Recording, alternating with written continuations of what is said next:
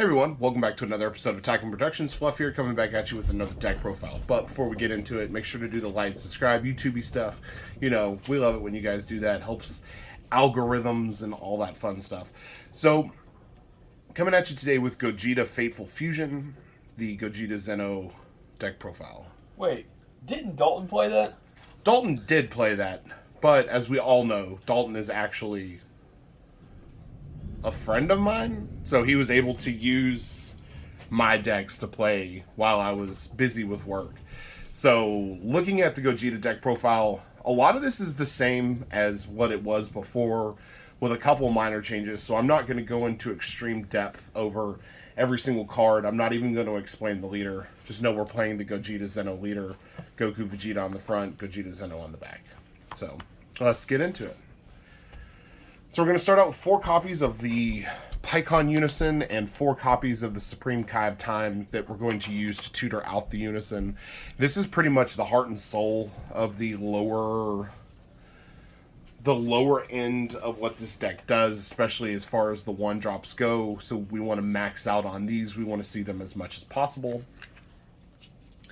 Looking at our 1-drops, I play 4 Goku Catastrophic Premonition, 3 Vegeta Catastrophic Premonition, 4 Goku True Fighting Spirit, and 3 Vegeta True Fighting Spirit.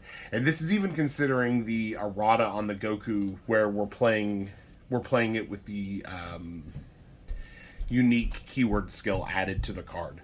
So we still want to board that card as soon as we can. We just want to have enough different options to be able to play cards off of at later points in the game without choking ourselves out. Moving into the Gogeta Fusions, we've got Gogeta Fearless Fusion. We're playing this dude at a 4 of. Just because it gives us a turn 1 fusion, it warps a card on entry and acts as a blocker. Then we're running 4 of the Marvelous Might.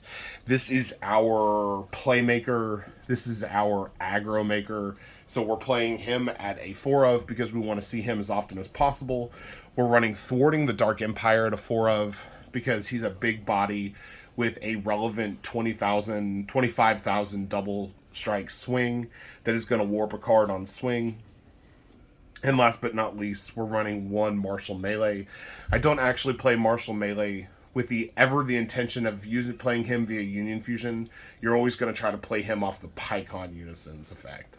So you never want to pay 3 to tap PyCon, but if your opponent ignores PyCon and you get to 3 markers on PyCon, you can play this guy from your warp, and it's pretty nasty. Your opponent goes, "What'd you do that for?" And you go, "Because you let me, you didn't mess with the Unison." Looking at the Overwhelm here, I run 4 Trunks Time Regulators. These just dig through the deck, help us find things, set up our warp. I run I run 1 Bardock Fighting Against Fate. This is just for late game pressure and closing out the game.